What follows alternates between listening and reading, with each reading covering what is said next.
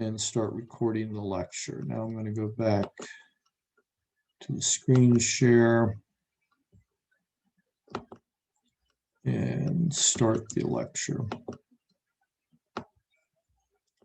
Okay, so we started talking about media and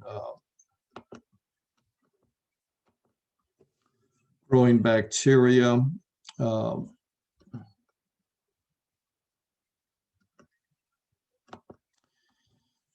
And this is about differential medias. So differential media allows you to see different types of bacteria grown on the same culture.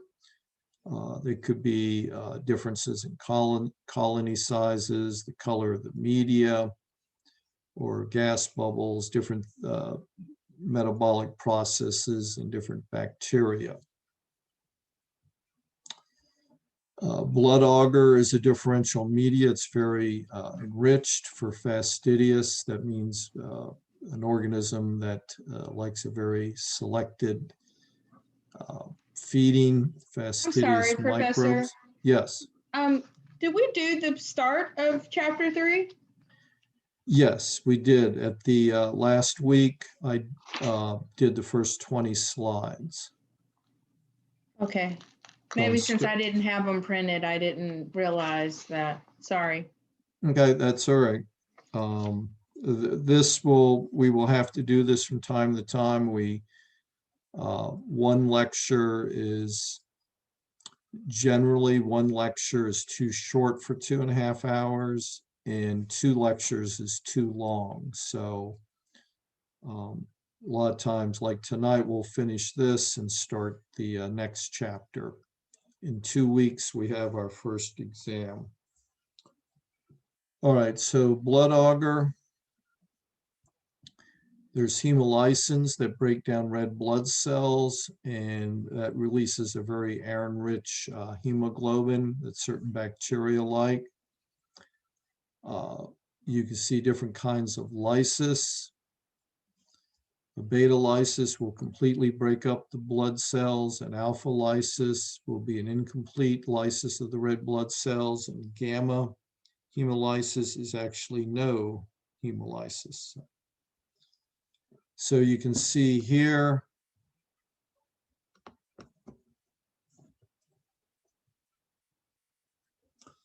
some bacteria grown on a blood agar, Enterococcus, no lysis, and then alpha, beta, 2 betas here, different kinds of lysis depending on the types of bacteria. Can't read that one. So this Enterococcus, this is Streptococcus. Obviously, I can't read the one that's upside down. Examples, there are media that are both selective and differential. Some common ones are McConkey's agar and mannitol salt agar. Some salt will inhibit a lot of bacteria. Bacteria like Staphylococcus aureus will grow in a high salt environment.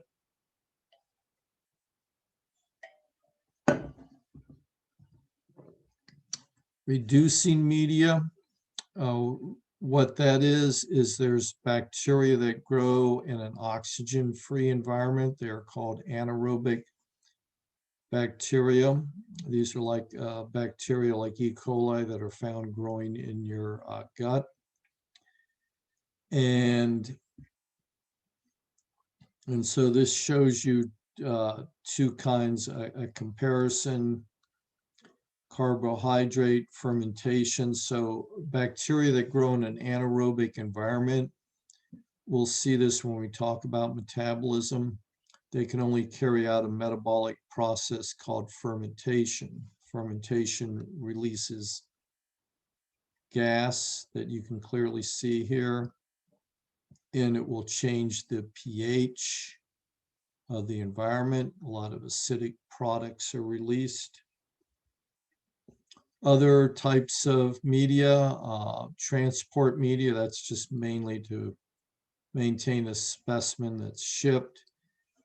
There's various assay medias to check antimicrobial drugs, to check the effectiveness of disinfectants, antiseptics, cosmetics, preservatives, even media to enumerate, in other words, to count microorganisms. Obviously important in food industry and evaluating food and soil, water, milk. Isolation technique, a discrete mound of cells formed on a solid nutrient surface gives you those little bumps. Unfortunately, this is something you would see and do in a lab. And presumably, if this has been inoculated right, each of these colonies grew from a single microorganism. And so in other words, they're very homogeneous. A small number of cells must be inoculated into a relatively large volume to encourage growth. A relatively firm surface in a petri dish. Use something called an inoculation loop. And this shows you inoculation loop, and you slowly spread out. You have some bacteria on here, and you see when you first do it, it's very concentrated, and you keep rotating the plate and spreading out, and eventually what you want to get, you see you have two different cultures here. What you want to see eventually is, actually it looks like three different cultures. You have the yellow, some clear ones, and a red one. You keep spreading it out until you get individual colonies representing different organisms, different species. Pour plate method, you can take a sample and dilute it and put it in liquid agar tubes and pour those and allow them to solidify.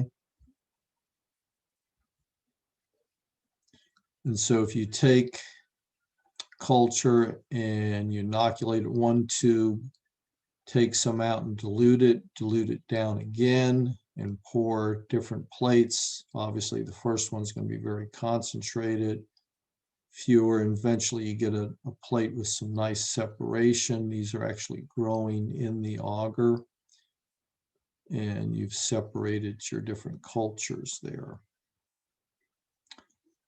A spread plate technique, a small volume of samples pipetted on the surface of a plate, and use something like a hockey stick where you just spread it out.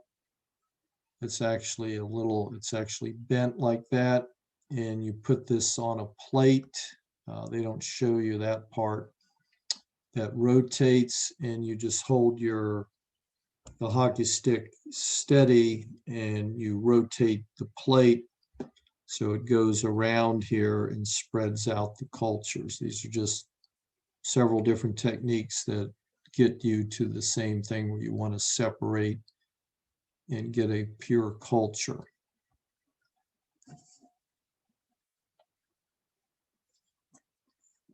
So eventually a pure culture is a medium that has only a single known species. And exit means it's free of other living things except what you're studying. And once you've established that, you can subculture. That means you can grow it and then put it into another plate. Each time you pass it to another plate, it's called subculturing. Here it shows you a mixed culture. They've been separated. Here we have a contaminated culture. Fungus is usually the culprit in the contaminated cultures. Inspection identification. So there's different testing you do. Phenotypic, that's when you refer to phenotype, that's what you can actually see in terms of genetic expression. Genotype would be all of the genes. There's immunological testing, macroscopic analysis, what you can see with your naked eye, and microscopic analysis, what you observe under a microscope. Biochemical tests can determine fundamental chemical characteristics. So when we have our lecture on microbial metabolism, you'll see what that's about. Different organisms have different nutrient requirements. They give off different products during their growth. They have different enzymes. They have different mechanisms for deriving energy. Genotypic testing detects microbes based on their DNA, immunological testing on their reaction to antibodies. So what are some of the definitions of the term culture in a laboratory?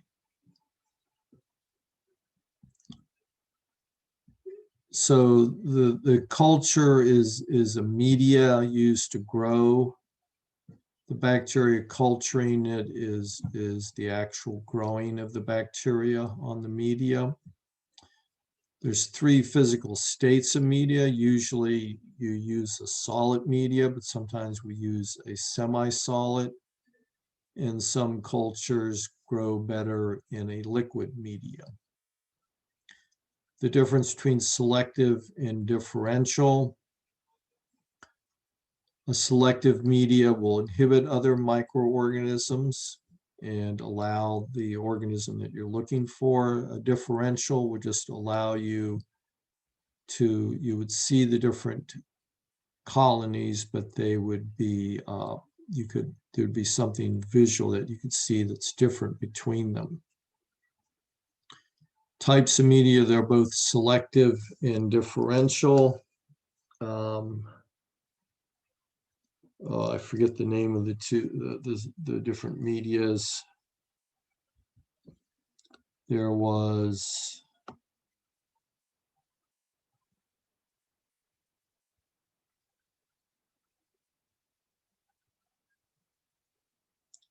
what did we have?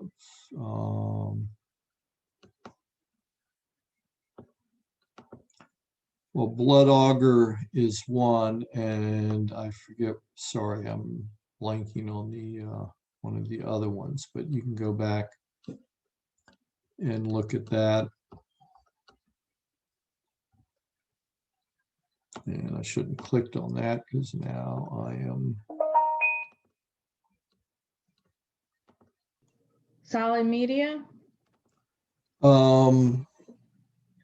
There's both differential and selective. I think the other one might have been, it was the mannitol salt, I think maybe. Sorry, I got a little past our review slide.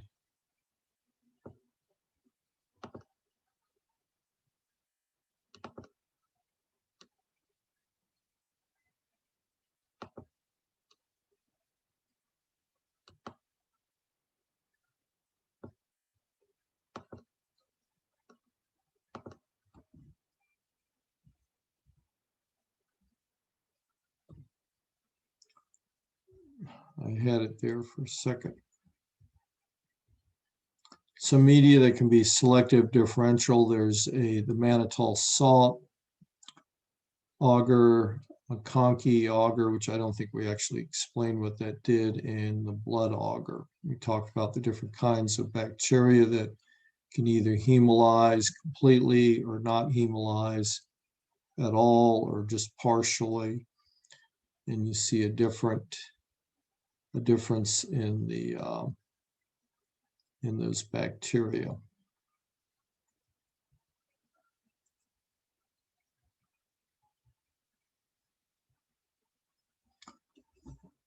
Okay, so we're going to talk a little bit about the microscope, convert different lengths within the metric system, describe some early microscopes, list and describe 3 elements of good microscopy, differentiate between principles of light and electron microscopy, compare and contrast three main categories of stains. So we're going to talk about microscopes and staining techniques.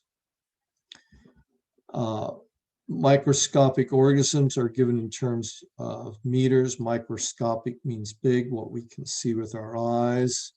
And we can obviously even see centimeter size. Roughly 2.5 centimeters equals an inch. But in the microscopic world, we're talking about millimeters. If you look at your fingernail, the thickness of your fingernail is roughly 1 millimeter. So if you take a meter and divide it 1,000 times, that's a millimeter. You divide again, you get micrometers, and you divide that again, you get nanometers. So protozoan are about 50 to 100 micrometers. Yeast are smaller, 3 to 4. The smallest bacteria are 200 nanometers.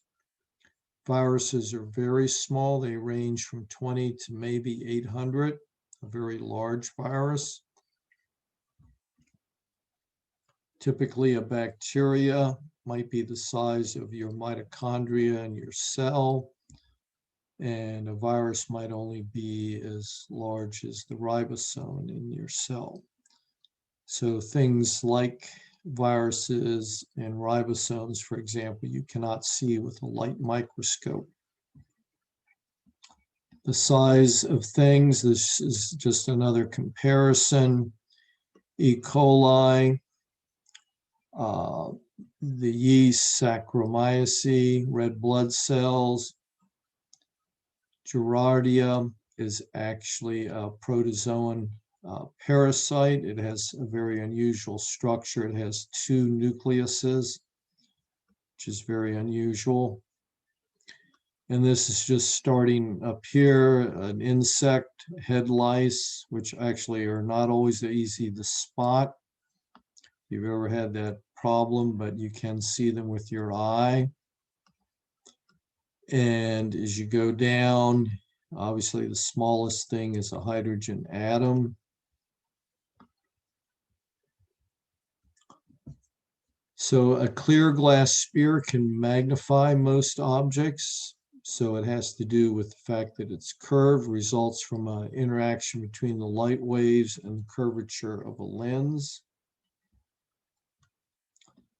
Refraction is the bending or change in the angle of light as it passes through a medium such as a lens, or it's a very common thing if you put a straw in a glass of water, you have a that you can clearly see it. It looks like it's bent. That's due to the refraction of light. As the light moves through the water, it moves slower than it does through the air. The greater the difference between these substances, the greater the bending, which is the refraction. Formation of an image occurs when an object's placed at a certain distance from the lens and illuminated with light. Depending on the size and how the curvature of the lens, the image is enlarged. The very first microscopes were very simple, magnifying lens, not a lot of working parts. In a laboratory, you'd have a compound microscope. You have a magnifying lens, a lamp at the base to illuminate, a condenser that allows you to control how much light comes into the illuminating the image. So this would be typical lab microscope. The ocular is what you look through, the eyepiece. You have different magnifications that you can rotate. You put a slide here on the stage. From underneath, you have the light, and you have a condenser to control how much light. You have some knobs to control the magnification, and a knob to control the light intensity.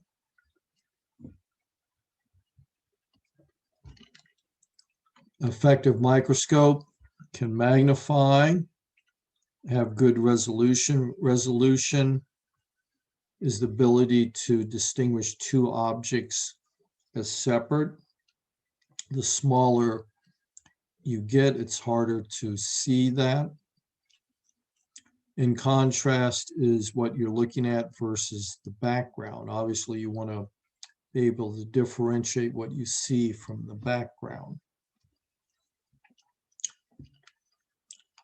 Again, this goes back to the ocular, which is the eyepiece that you look to. The objectives are of different magnifications. And between these two, you get an image that you can look at.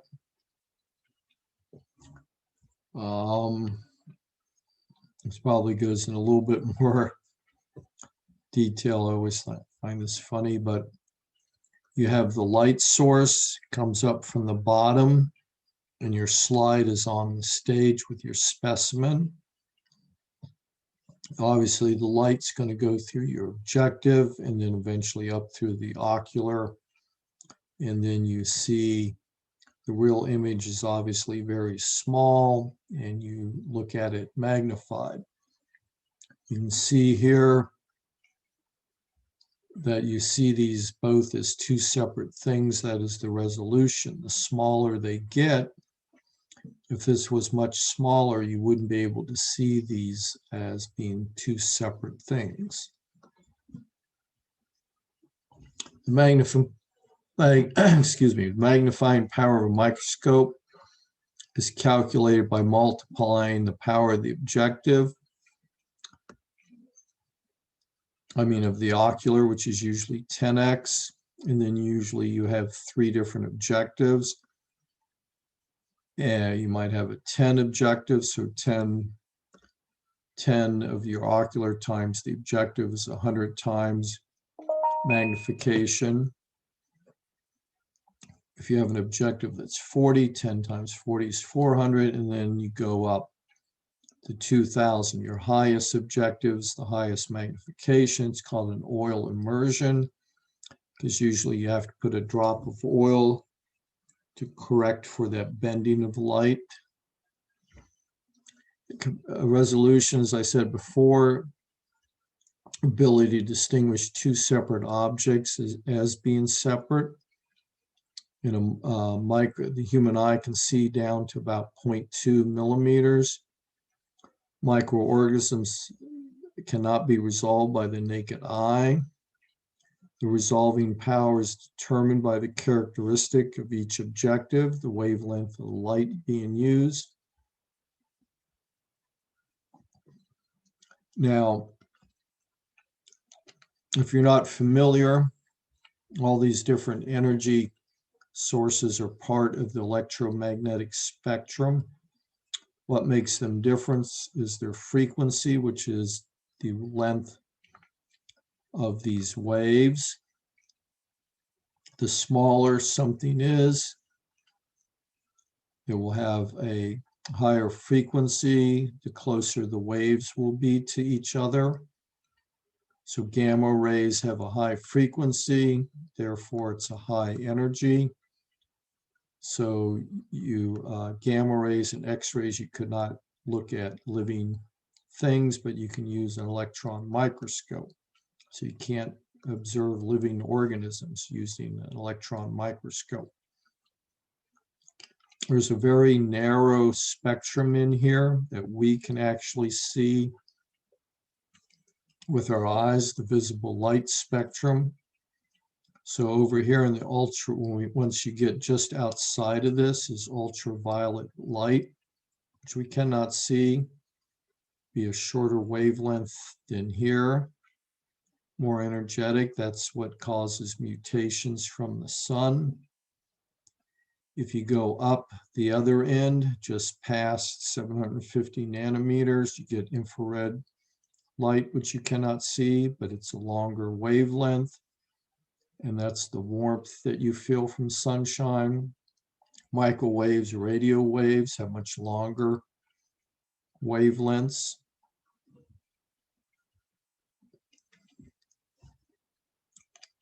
So this shows you the difference between a low resolution and a high resolution.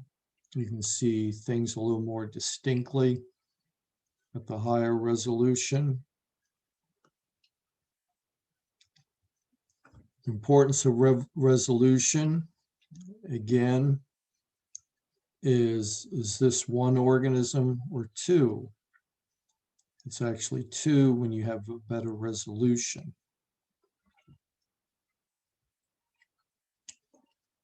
So I mentioned before, at the highest magnification, you're going to have a problem with refraction, the bending of the light as it passes through the slide. This can be resolved by putting a drop of oil on the slide. Oil immersions can resolve objects up to 0.2 micrometers apart. So that's the limit of using a light microscope.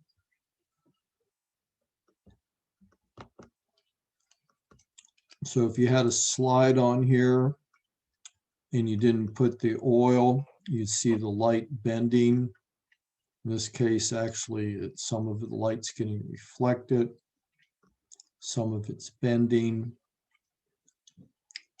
With a drop of oil, as the light comes up here from the bottom, it helps you see all these different light. Seeing the light better without the refraction or reflection. You lose some of the light there. The degree of contrast between a magnified image and surrounding is measured by something called the refractive index. That's the degree of bending light as it undergoes and passes from one media to another. The higher your refractive index, the greater the contrast. Now, in terms of light microscopes, there are 4 different kinds: the bright field, dark field, phase contrast, and interference. Going outside of visible light, you also have fluorescent light microscope, uses ultraviolet light, which we cannot see. And so you need to stain the specimens with something that will react with the fluorescent light. Confocal microscope uses a laser beam to illuminate.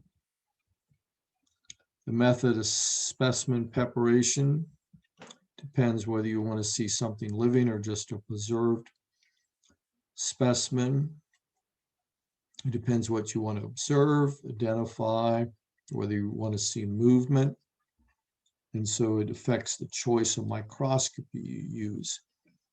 Obviously, these two, the fluorescent and confocal, you can see smaller things. It's outside of the range of visible light.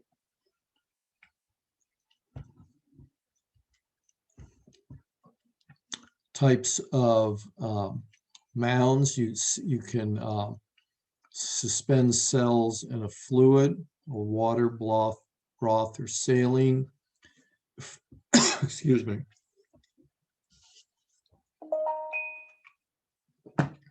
The fluid maintains the viability and provides a medium for the organism to move in. It allows you to see the actual size, shape, arrangement, color, and whether or not it's mobile. The cells are mobile.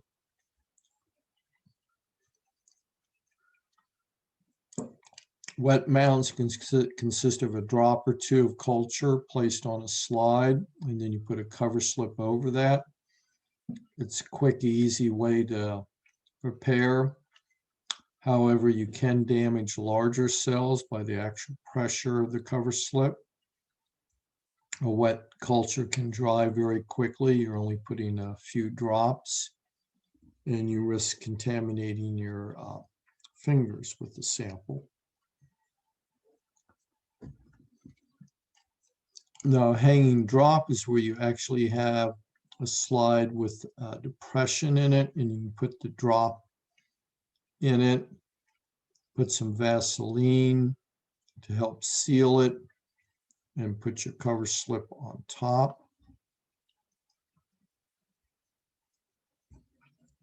The next thing is you can do smears. This kills the cells. You spread them out and you allow it to air dry.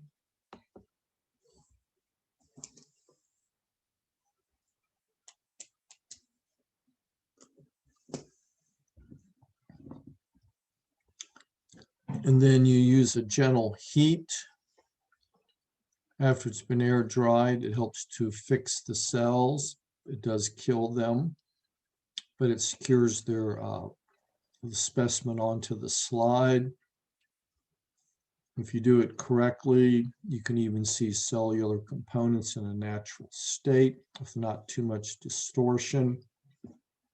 You can also use alcohol and formalin to fix the specimen to the slide. When you do staining, it allows for greater contrast. Dye cells take up different dyes.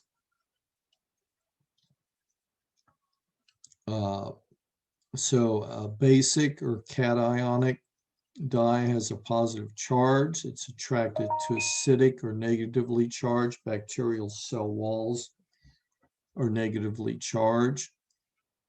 An acidic dye has a negative charge, therefore it's actually repelled by the bacteria cell wall and it stains the surrounding area.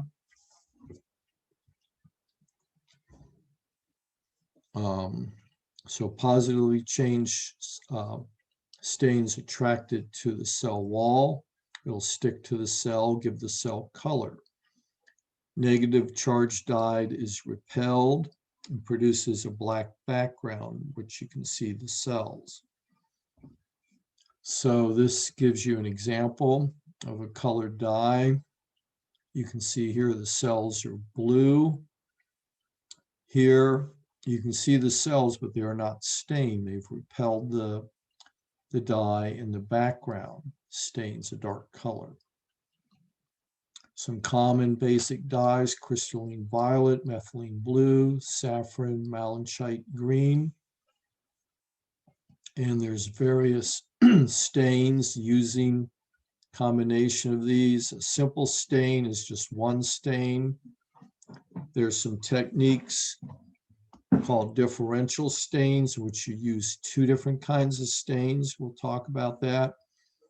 Some very common ones are gram stain. And the gram stain either stains some bacteria gram positive, others gram negative. This is a very important differential stain. Most bacteria are either gram negative or gram positive. There are some bacteria that are acid fast. These are like the bacteria that causes tuberculosis. There are some bacteria that form spores. These are some of the gram-positive bacteria like Clostridium. There are spore-forming bacteria.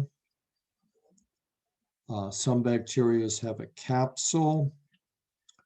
Some bacteria are mobile. They have an appendage called flagella.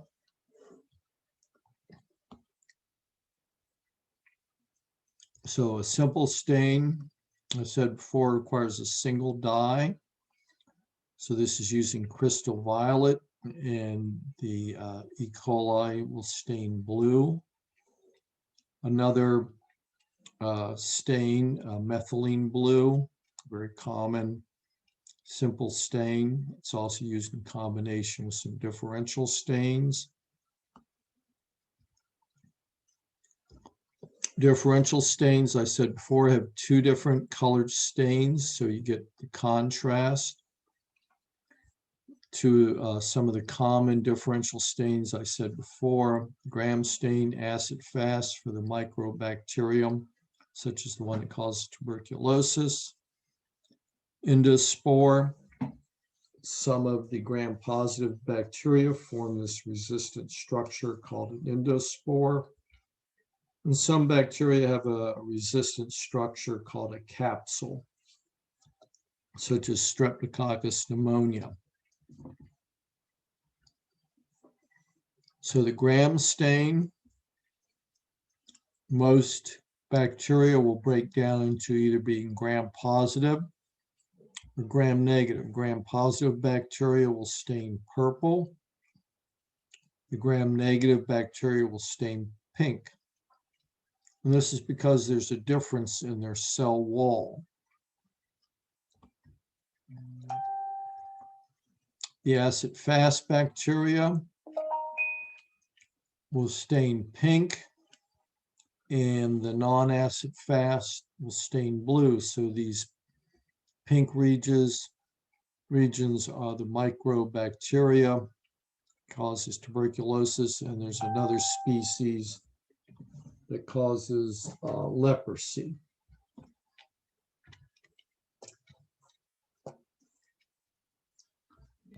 All right, What's so I'm the going difference?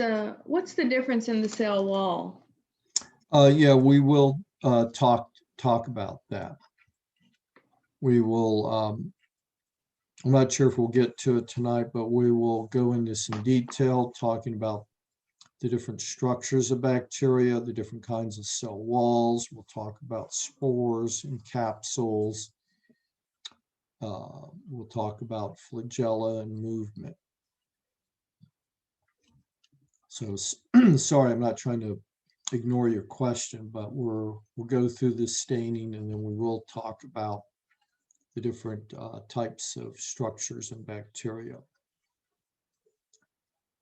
So I said before that some bacteria, these are just the gram-positive bacteria, can make something called an endospore. The term vegetative in microbiology is just used to mean that these are active growing cells. So two common genre of gram-positive bacteria, Bacillus and Clostridium, both can form spores. These spores that here you can see them, they stain red. There's a very resistant structure. What happens to bacteria? This is the whole bacteria, which is staining blue. The bacteria under harsh conditions breaks down and preserves its genetic material in this very resistant spore. Usual sterilizing, not sterilizing, but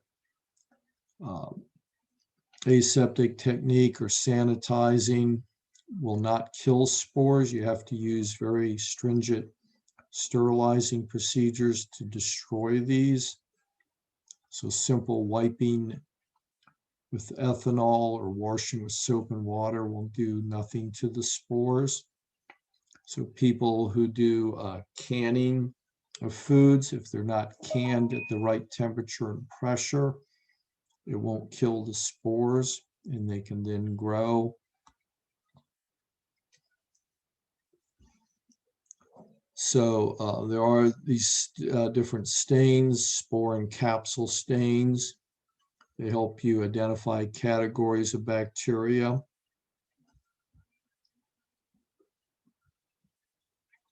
Capsule is an unobstructive protective layer around bacteria and even in some fungi. This is a stain. It's staining the background, Indian ink. And you can see the capsules, this kind of ghostly like structure. Capsules are usually made up of sugar and Bacillus anthrax. The capsule is made up of a repeating modified amino acid. Different pathogens have capsules, Cryptococcus. The streptococcus that causes pneumonia has a capsule. And the thing with capsules is they are a virulence factor that enables the bacteria to avoid phagocytosis.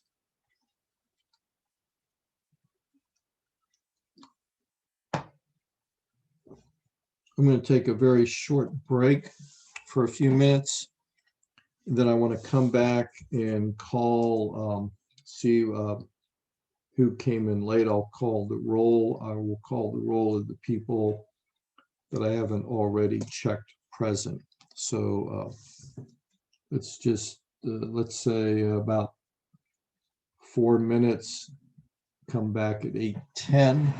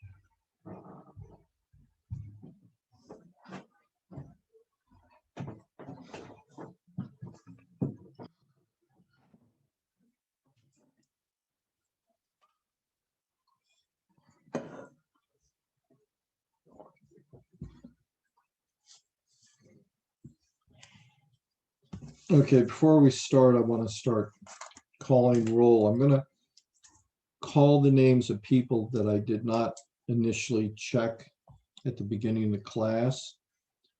Is Abraham here? No. I'll try one more time later. Kelly Butler. Is Kelly Butler here? Ibri Chikwi. Sorry if I mispronounced that. Isla. I'm here. Okay. Takaya Dockett. Mary Green. Jamal Howard. Shamir Johnson. I'm here. Shamir Johnson. Yes, I'm here. Okay, Mary thank Green. you. Shamia Kelly. I'm Hello. here. Jamia Kelly is present. Thank you. Mia for short. Brian Hello. Kincaid. Brian Kincaid. I'm here, I'm Jeremy sorry. Litton. Brian Kincaid's here. I'm sorry. Okay, that's all right. Thank you. Jeremy Litton. Kira Lucas. Shanika Moore. Shanika Moore, I'm here. Yeah. Okay. Lillian.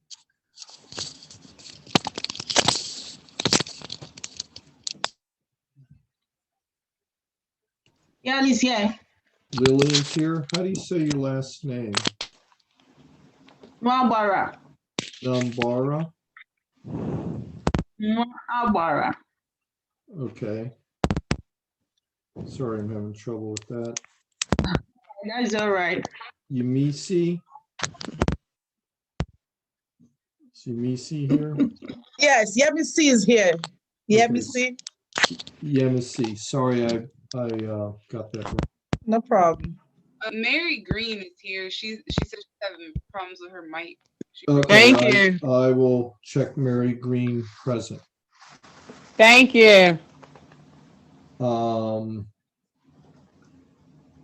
So is there anybody who did not hear their name called? I mean, Yes, Professor. Yeah, Professor Elizabeth Salami. I'm protocol is here, sir. yeah, I'm Brittany sorry. Murphy is here, Let me Professor. rephrase that. There were people at the beginning I did check in. And what I meant to say was Let me make it easier. I'll just call, I will one more time call the names of people that I haven't checked. Ibrahim,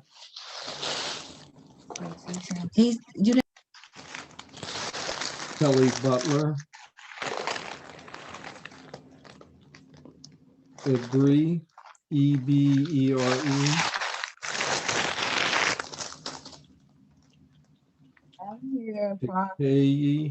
Takea, Dockett, last name Dockett, Jamal Howard, Jeremy Litton, The K is Kiara. here. Her mic isn't working. Okay, and the last one is Kiara Lucas. Strawberries. Hello, Professor. Professor, You I didn't hear my name. Usman. A whole bunch of people. Yo, he's only Usman calling Bas. the people who he hasn't marked present. That's it. If he didn't say your name, then he already marked you present. If you're, if you want, just put your name in the chat, and at the end of the class, I'll look at it. But there's only the people I just called, 5 people that I've just called are the only ones that I haven't checked. Okay. So some other stains, flagella staining. Flagella are little appendages of motility in bacteria. They're tiny, slender filaments. Flagella staining must be enlarged in order to be seen. Coatings deposited on the outside of the filament, then stained. Usually you use something like a fluorescent microscope, because you can't, the flagella are too small. Whoops, where'd I go? Too small to see. To answer from?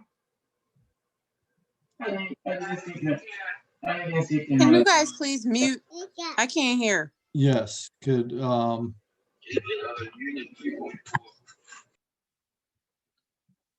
please mute your microphones. Thank you.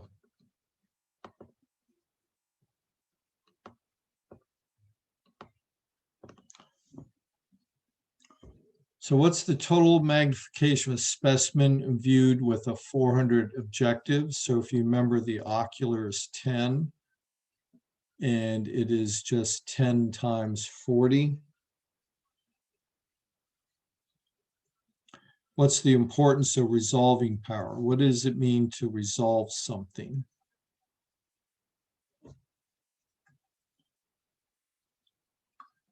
Resolving is the ability to see two things as separate.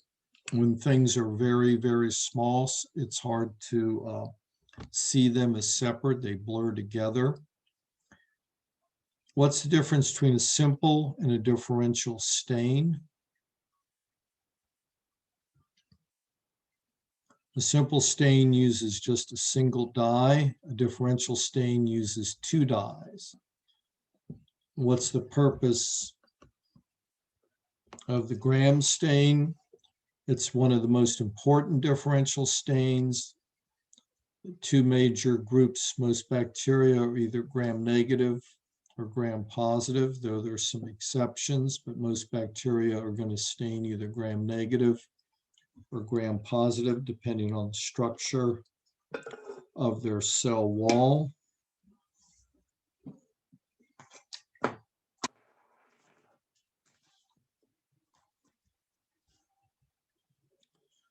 Okay, so that, I'm going to stop the share. That ends chapter 3. And what we're going to do now is go to the next chapter.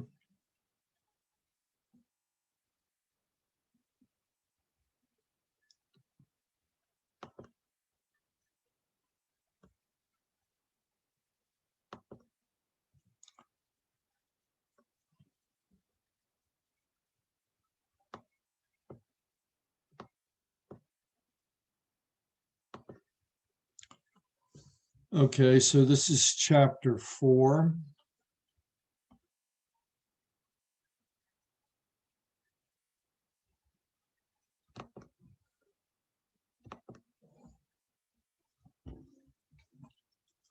So just to remind you,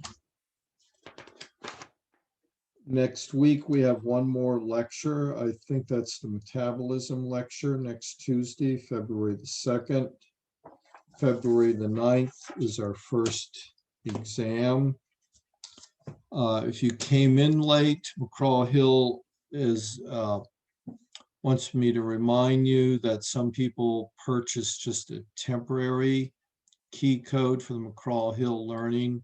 I'm going to try to post, I tried to send everybody an email, but I guess it didn't work. I don't think I can do an announcement with the links that she sent me, but some of the information, if you need to finish purchasing that code. Also, if you came in late, maybe I didn't make it clear last week, the McGraw-Hill Learning is for credits, 15% of your grade. We did a quick review quiz and something called Google Forms at the beginning of the class. That's just for review and is not graded. You won't see those on Canvas, but what you see on Canvas is for credit for the class.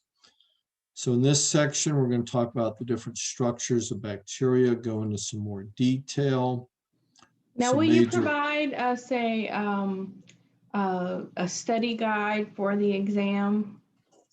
What I'll provide is the slides that mostly pertain to the test. Like I'll give you a sheet that'll just say slides, 1 through whatever. And these are should cover most of the slides that pertain to the exam. Okay. So the exam is, I try to carefully select questions that also are things that we talk about in the PowerPoint. The PowerPoints I do get from McGraw-Hill and the exams are pretty closely, the questions that I take from McGraw-Hill very closely follow the PowerPoints.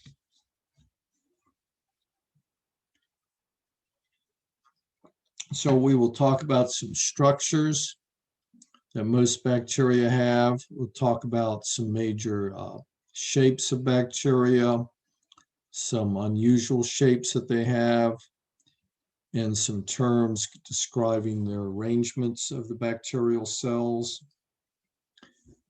Packing of the DNA. We'll talk about another group of bacteria that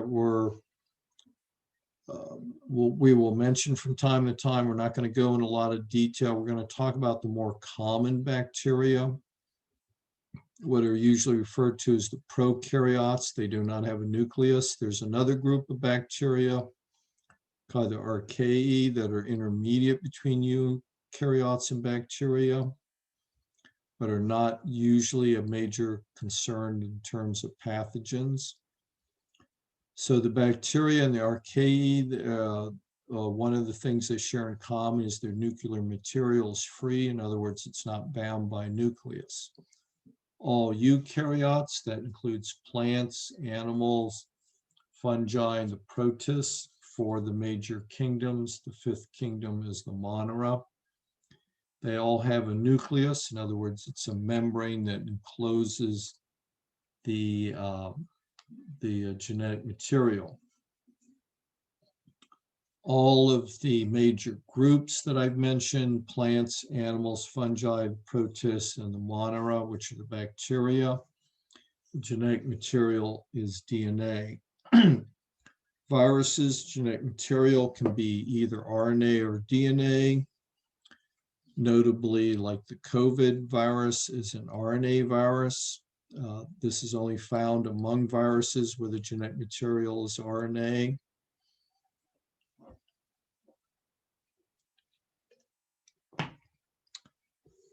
So bacteria and archaea in general, they have no membrane-bound organelles. So inside our cells, when I use that R, I'm referring to all eukaryotes. Our nucleus is bound by a membrane. We have mitochondria. We have a Golgi apparatus. We have lysosomes and other membrane-bound organelles. So it's a little busy slide, a little hard for me to see here, but this is showing you the different things. A characteristic of all cells is having a cytoplasm, whether they have membrane or organelles or not. Viruses do not contain a cytoplasm. The bacteria, the DNA is just in what we call a nucleoid region of the cell. Bacteria do have ribosomes, which are necessary for protein synthesis. Ribosomes are not an organelle, membrane-bound organelle. Bacteria have multiple layers. All cellular organisms have a cell membrane. Most bacteria have a cell wall. They can have some additional structures, an S layer, capsules, and so on that give them added protection. They can have structures for attachment, these hair-like structures. They can have, some of them have flagella for mobility, or what's called motility.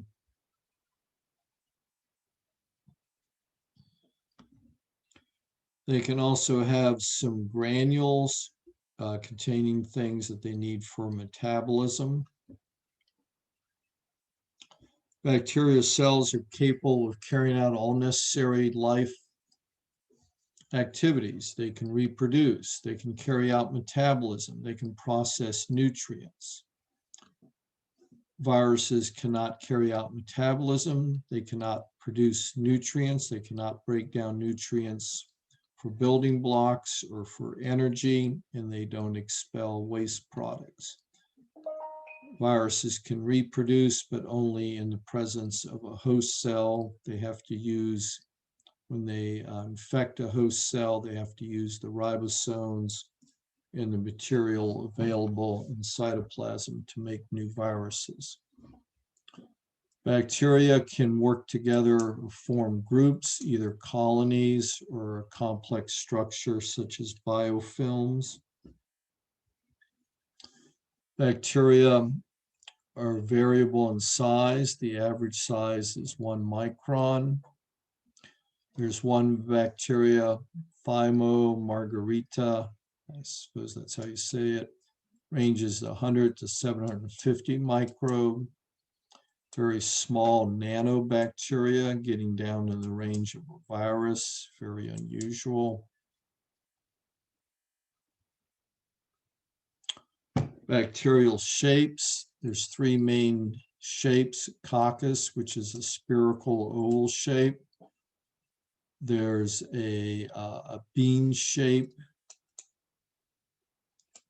The bacillus, I don't know why it's jumping like that. Bacillus, which is a cylindrical shape. So the Anthraxis bacillus has that shape.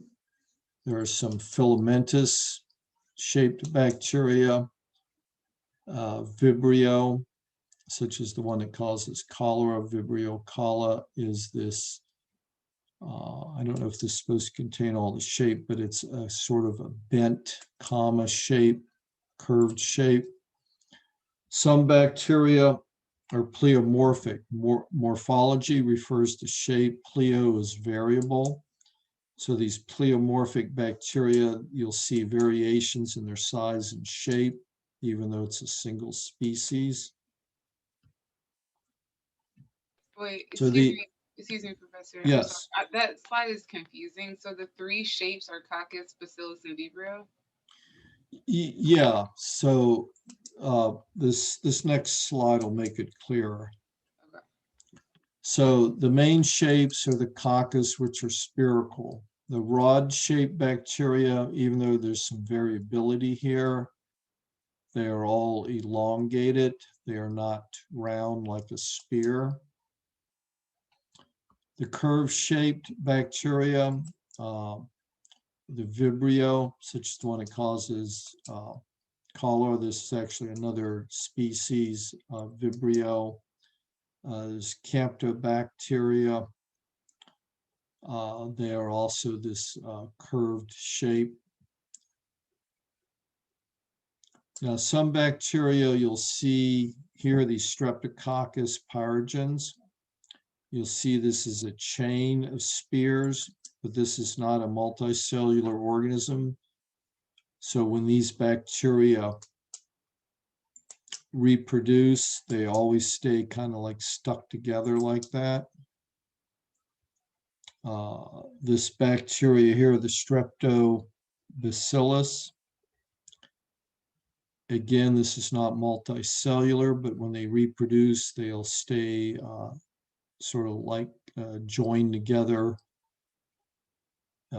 in a chain like that, but it's not a multicellular organism, to be clear.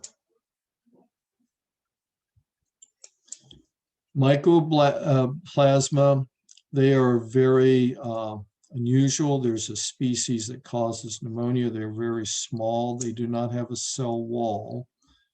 Lacking that cell wall, which gives it rigidity, you see they have a lot of variable shapes to them. Grouping of the cocci, which are the spherical ones, they can appear in pairs, tetrads of 4.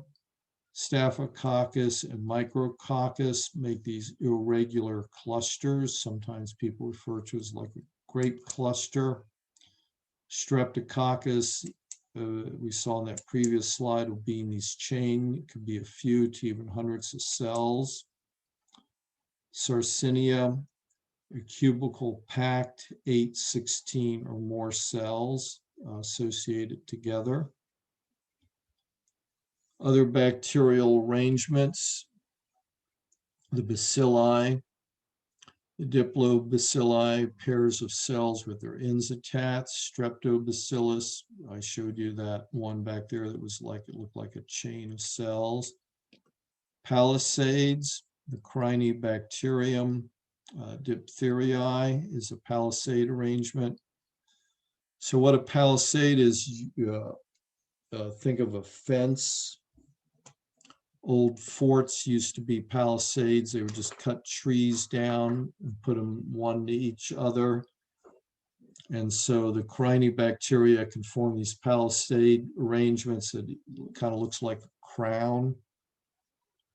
Sporilia are usually found in short chains, and spirochetes rarely remained attached after cell division.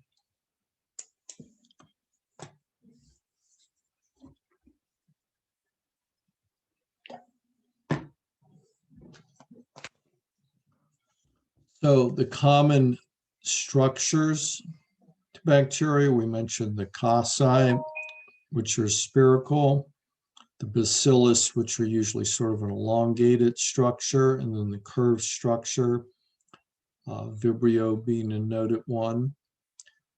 4 structures found in some bacteria. So most bacteria have a cell membrane. That's a characteristic of all cellular life forms. They have they can have different layers outside of the cell membrane, a cell wall that we'll talk about.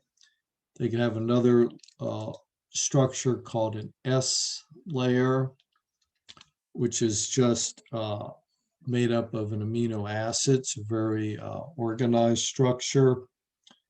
They can have these capsules, which are usually made up of like a sugar outside of that. They can have some appendages for mobility, called a flagella. They can have appendages for attachment, such as pili. Describe 2 arrangements found among the general shapes of bacteria. I think they mean whether or not they are in clusters or chains. I'm not actually sure what they're referring to. Common arrangements. Describe the structure and function in this next section of 6 different types of external bacterial structures. We'll talk a little bit also about flagella, and also how bacteria have an ability to sense things in their environment and either move toward them or away from them.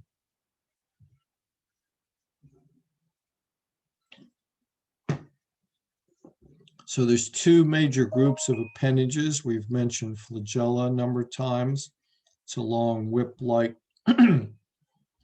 structure that rotates and can allow the bacteria to move. Another unusual one's called an axial filament that wraps around the bacteria and gives it movement.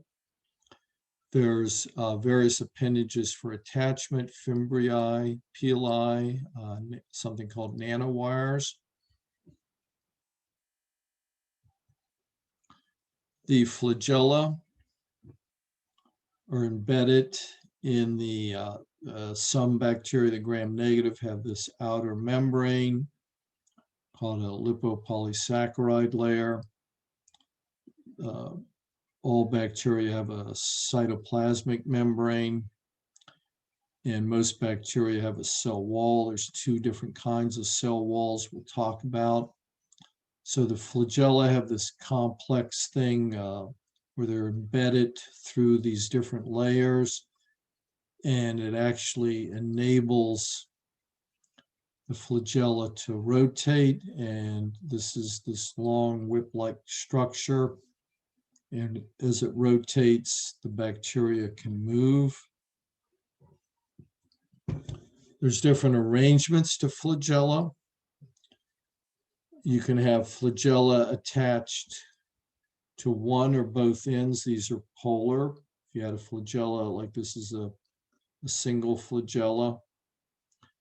You can have them in small bunches or tufts called Lophotrichus.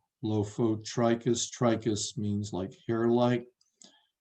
Amphotrichus, like Amphidextrus, it means the flagella are attached basically to everywhere along the bacteria. Paratrichus, they're dispersed randomly over the surface of the cell. I'm sorry, I didn't explain that right. The Amphotrichus, they have flagella at both ends of the cell. The Paratrichus, they have the dispersed randomly throughout the bacteria. Now, the ability to sense chemical in the environment is and to move forward is chemotaxis. Taxis is like a taxi, so they can move towards or away from chemicals. Same thing for light. Phototaxis, move either towards or away from light. So positive chemotaxis, the cells have receptors to detect chemicals. They can move toward it. If it's something that's harmful for the bacteria, they can move away from it. Moving towards light is phototaxis.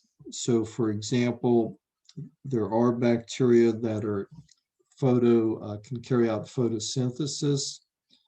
And so when they sense the light, they will move toward it.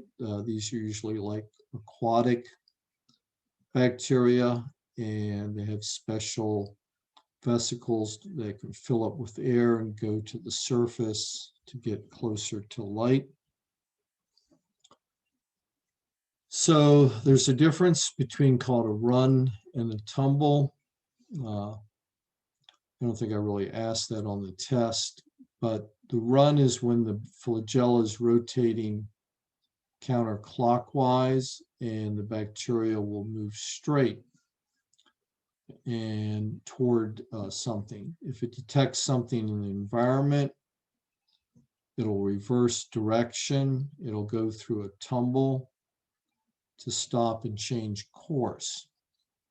So obviously things they don't want to move toward, different repellents, will cause them to tumble, stop, and then change direction. Chemotaxis in bacteria. We said before the tumble is when the flagella are rotating in an opposite direction. A run is when they're moving. No attractant or repellent. The bacteria might just move in a random fashion. So just by chance, they might eventually come upon something. In the presence of an attractant, they become biased to do more runs and fewer tumbles and to move in a more purposeful fashion towards something that's attracting them. These axial filaments I mentioned, this is different than the flagella. The filament actually wraps around the bacteria. This is found among spirochetes. It's an internal flagella enclosed between the cell wall and the cytoplasmic membrane. And the bacteria goes through a twisting or flexing motion to move.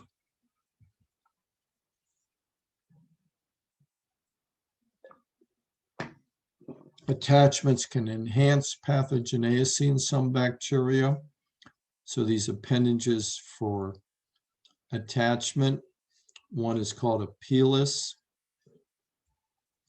and another one is fimbriae. These aren't involved in movement, but for attachment. Again, these provide adhesion. Flagella in some instances can be involved in attachment, but they're an appendage of motility, whereas fimbriae and pili are for attachment, not motility. Fimbriae are small bristle-like fibers. You see all these little hairs. They can attach to each other, attach to the surface, mostly made of protein. They have an inherent tendency to stick. So the bacteria stick to each other or surfaces. There's something called a biofilm when all the bacteria are sticking and they secrete substances to form these films. The fimbriae in E. coli allow them to adhere to epithelial cells in the intestine.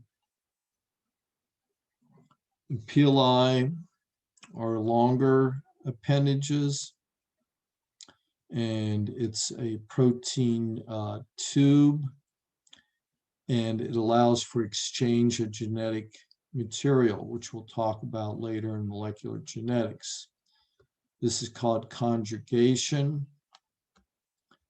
Bacteria, in addition to their DNA, which we said was sort of in a localized region and carries the genes necessary for the bacteria to grow. Bacteria can have some extra chromosomal genetic material called, you can't see it here, but little plasmids.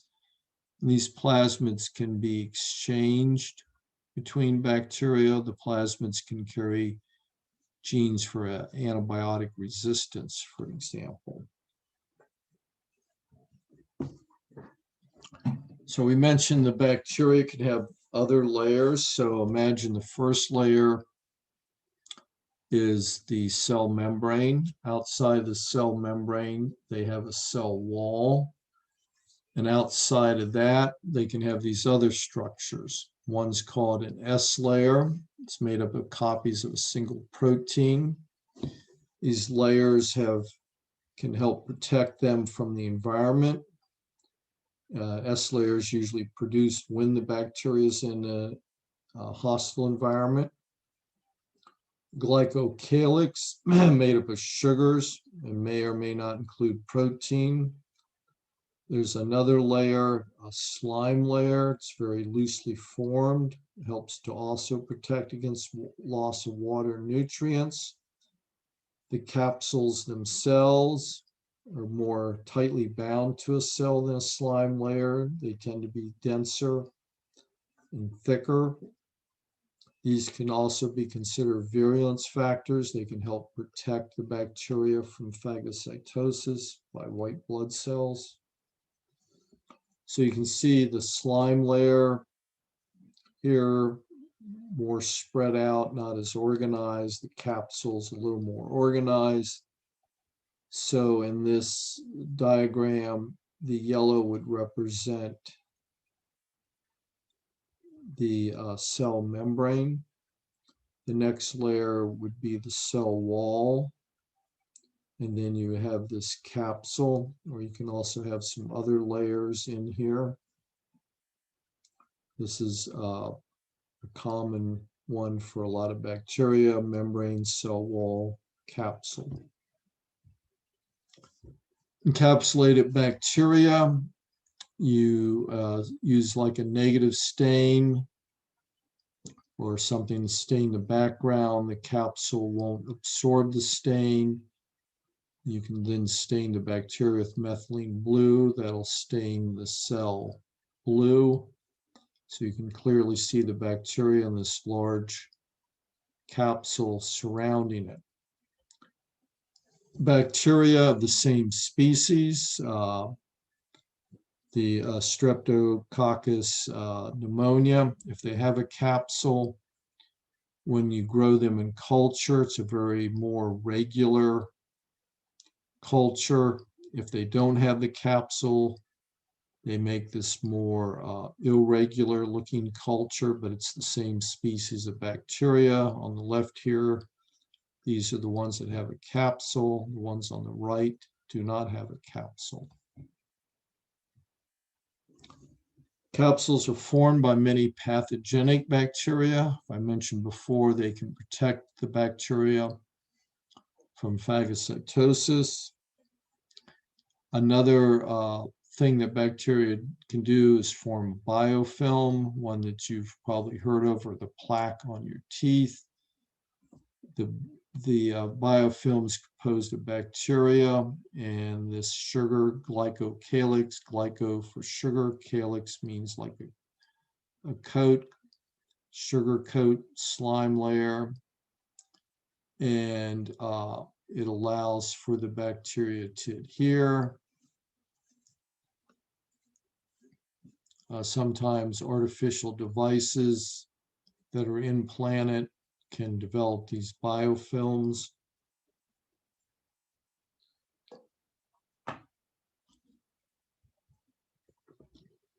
Biofilm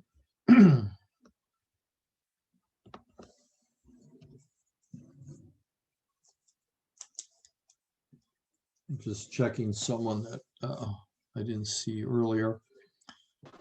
So you can start out with some organic surface and the bacteria adhere to it and stick to it. They can have their glycocalyx, gives them greater ability to adhere to each other.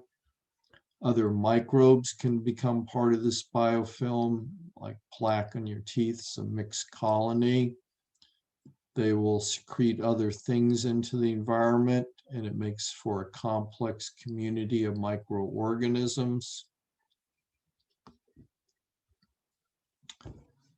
The three parts of the flagella, we didn't talk about that too much. There's obviously the different parts that are embedded in the cell wall and the membrane, and then the long whip-like structure made up of a protein called flagellum.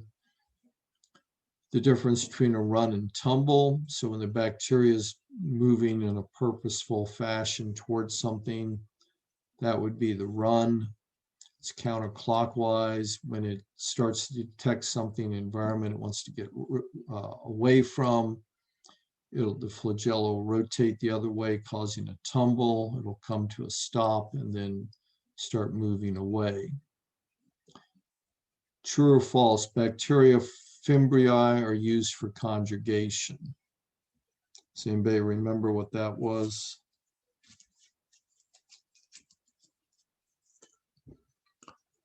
So fimbriae are an appendage of attachment. They are not used for conjugation. We'll talk more about conjugation. That occurs through something called a pilus. And it's a long protein tube, and bacteria can exchange genetic information, and that is called conjugation. the difference between capsules and biofilms. The capsules are what structure that surrounds individual bacteria. Biofilm is something that they form among multiple bacteria and even among different species, allows them to all adhere to each other and to adhere to a surface. The plaque on your teeth are an example of a type of biofilm. So we're going to talk about a little more detail about the different layers, talk about the cell envelope. We're going to talk about the different cell walls between gram-positive, gram-negative bacteria. Or name a substance in the envelope structure, some bacteria that can cause severe symptoms in humans.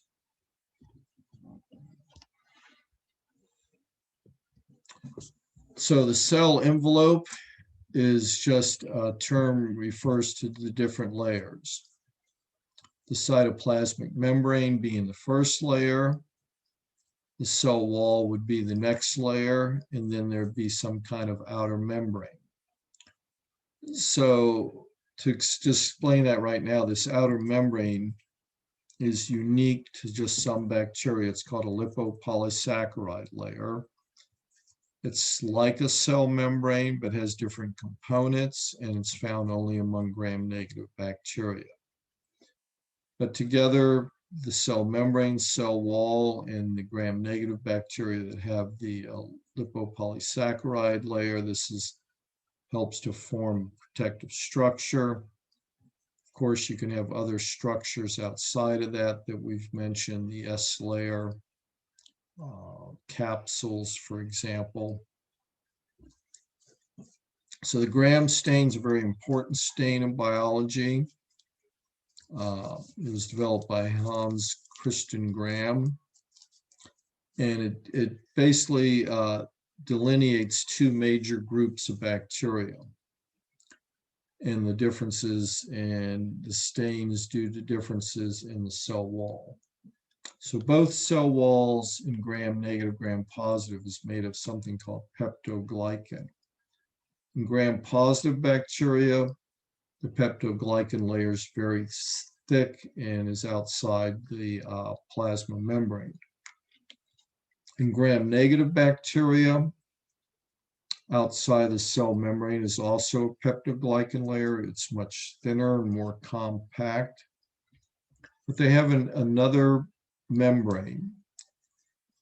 And this is similar to a cytoplasmic membrane, but it's called a lipopolysaccharide layer. And it's unique to gram-negative bacteria. It's not found in any other organisms. So this shows you the two differences. Now, in the first module, there was a short article about cell membranes. I haven't had a chance to talk about that yet. But the cell membrane is what we call phospholipid bilayer. You can see the phospholipids here. You have ones here pointing that way and these pointing down. This is two layers. This is what all cell membranes are composed of, including our cell membranes. What's some of the differences are you can have proteins embedded in the cell membrane. Sometimes these are enzymes, sometimes they're receptors. You can also have things attached to the cell membrane. So gram-positive bacteria have this thick cell wall, and they can have these lipoteichoic acids that attach and go all the way through the cell wall. And that's something else that's unique about them.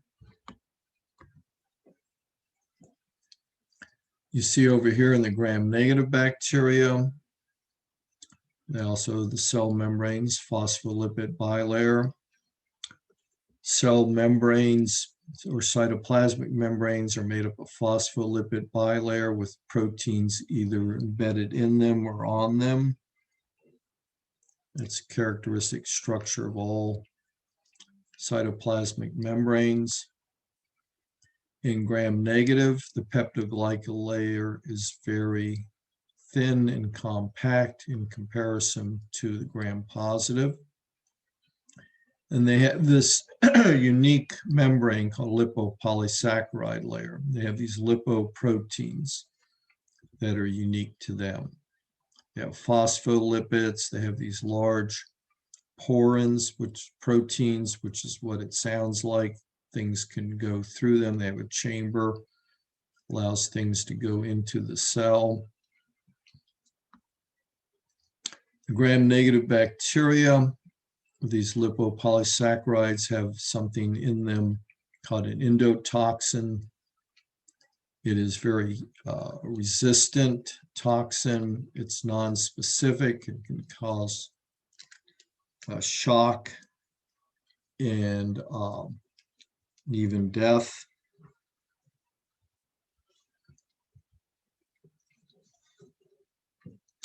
So cell walls are very important. They help determine the shape of bacteria. They provide strong structural support, help the cell to avoid bursting or collapsing due to osmotic pressure. It's the pressure of fluids in the environment. The peptoglycan layer is found in most bacteria. It's a unique macromolecule composed of glycan chains cross-linked with short peptide fragments. It provides a strong but a flexible support to the cell. So there's only two components peptoglycan's made up of. Here, abbreviated M is muromanic acid, and the other one's glutamic acid, and it's just a repeating subunit. And then these are modified sugars with amino acids, and they form these long chains.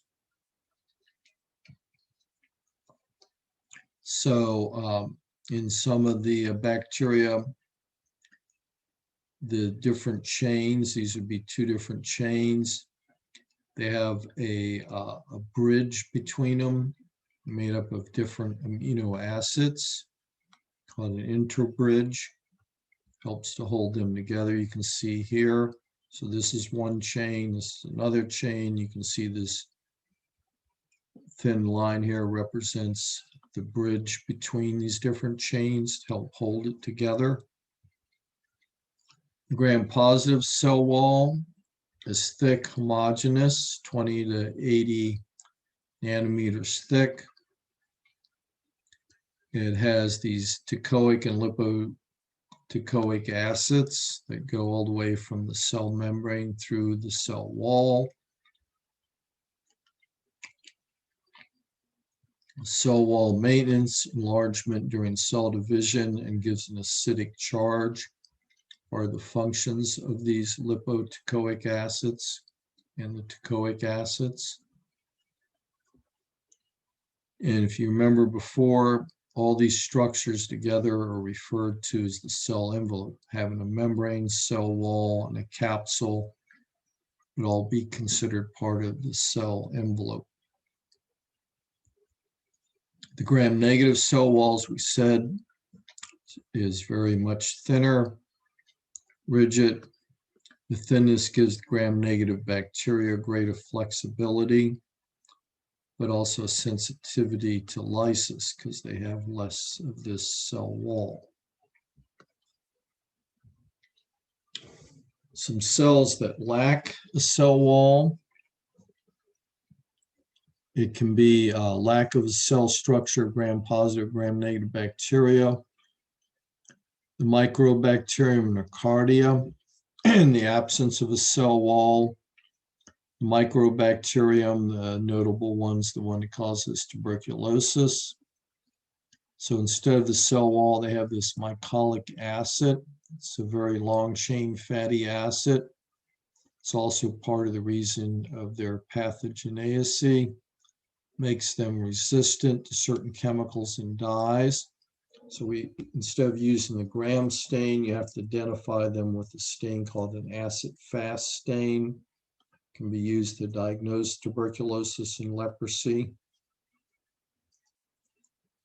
So they don't have a cell wall. The membranes stabilize also by sterols. Sterols are like cholesterol.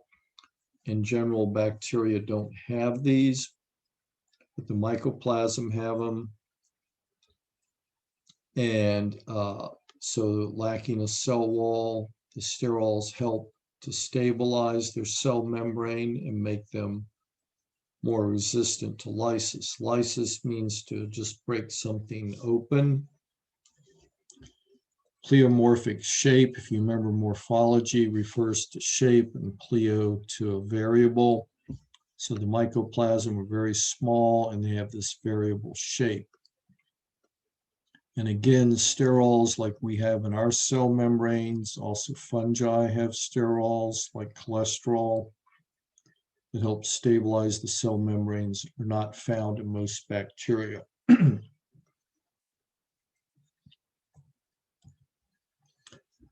Cytoplasmic membranes are 5 to 10 nanometers flexible sheet molded completely around the cytoplasm. All cellular organisms have the cytoplasmic membrane. The lipid bilayer also has proteins in it. It's composed of about 30 to 40% phospholipids and about 60 to 70% proteins. We mentioned before the mycoplasms do not have a cell wall. They have a large amount of sterols in their cell membrane. The archaea bacteria have this unique branched hydrocarbon instead of the fatty acids found in the cell membrane.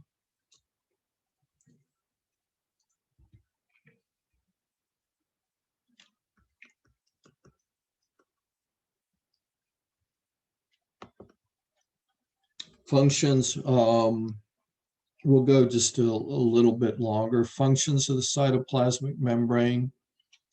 It can be involved in energy reactions, have enzymes on the inside of it in bacteria to help them process nutrients and even carrying out synthesis. The cell membrane regulates transport, passage of nutrients into the cell, and the movement of waste out of the cell. Simple gases like oxygen and CO2 can pass through cell membranes. Most everything else has to be somehow transported across the cell membrane. Cytoplasmic membranes are selectively permeable. Water and small uncharged molecules diffuse freely.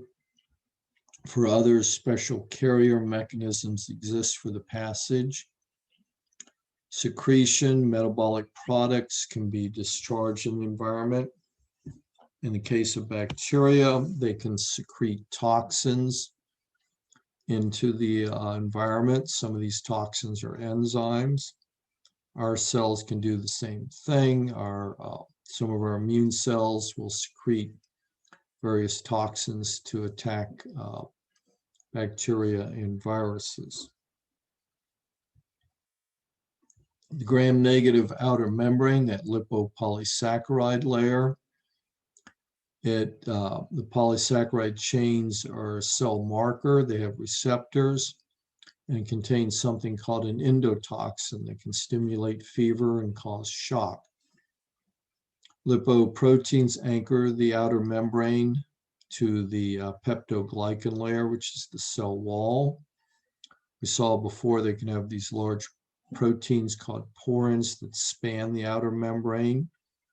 They allow only small molecules to penetrate. The size can be altered to block the entrance of harmful chemicals. So in other words, the porin proteins can open and close. They can act as a defense against certain antibiotics, preventing them from entering the cell.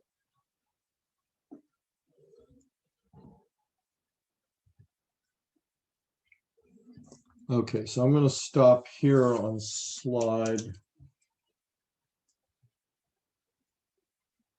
44. I'll just quickly, we'll call roll one more time. Is Abraham here?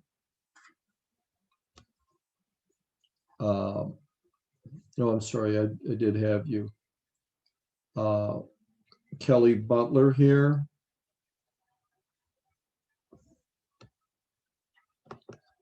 Okay. Ebri, last name Chikwe. Yes, I'm here, Prof. Okay, thank you. Sorry. How do you say your last name?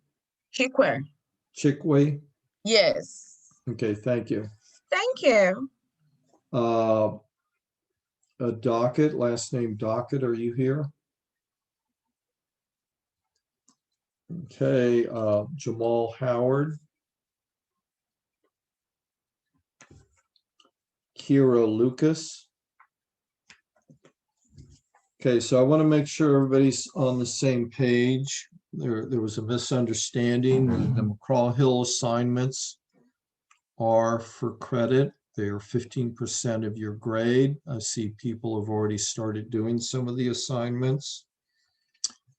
You need to do roughly 2 a week, do roughly 12 quizzes and 12 of the smart books, and that'll get you to 150 points, 15% of the grade. You can do all of this. There's more than 24 assignments. You can do all of them for extra credit. Can we do Or- one quiz and one smart book every week? Or you mean Yeah, like 2 quizzes and 2 smart books? Well, I would try to do at least one of each a week. Obviously, the quizzes are worth more. Is if you're concerned about that, I'd focus, make sure you do the quizzes first. That is the best way to accumulate the most points. Does that make sense? And so we have another lecture next week. We'll finish tonight's lecture next week, and then we will do, I think it's chapter 5 next week. Yeah, we'll finish chapter 4 next week, do chapter 5. The first exam, the exams are about 50 questions, and they closely follow the PowerPoints. Professor, I have a question. Yes. I know that you record the lectures, but is there a way where we can review the PowerPoints? Because The PowerPoints are in the module. well, it's not the same number of pages. That's why I didn't know if it was the same. The PowerPoints in the modules should be exactly the same PowerPoints I'm using in the lecture. Well, this chapter 4 is 104 pages, and the module was only like 76 pages or something. I'll go back and check that, but I thought I was posting the exact same PowerPoints into the module. Okay. Now I might have edited out the appendix. There's usually a long appendix that provides more detail. That makes sense. But I will go back and check those. Okay, thank you. All right, so I hope everybody's still being safe, following the CDC protocols, masks, social distancing. They're finding even in schools when they're bringing students back that practicing social distancing and mask does seem to help. We are slowly getting vaccines, and they are ramping up. Hopefully by the summer, a lot of people will be vaccinated. We can start getting by next fall back to normal. You probably, well, maybe you haven't seen this, but there is in the gym at BCCC, there's a vaccination center. The website for BCCC does have information about how to register for a vaccine. It is a bit chaotic right now. It's not uniform. You can also go various pharmacies like Giant, and I think Walgreens. You can actually go to their website and try to register. Also depends what group you're in. We're up to 1C, so healthcare right now in Maryland, obviously healthcare workers, people in nursing homes, people 65 and older, also school teachers, and what they call essential workers, people that work in the food industry. This includes liquor stores and includes people in marijuana dispensaries. All these people are supposed to be the ones first that are getting vaccines. Sometimes if you have some concerns, you can get your doctor. My daughter-in-law is pregnant, but she's also a type 1 diabetic. And so she's gotten, she's in line to get a vaccine because she's high risk. So that's where we're at. Does anybody else have any questions before we go? Hello, Professor. Good evening. Good evening. Yep, I didn't hear my name. Can you Usman. tell? Pardon? Usman Ba. Yeah, I have you. Well, at the very beginning of class, when people came in, I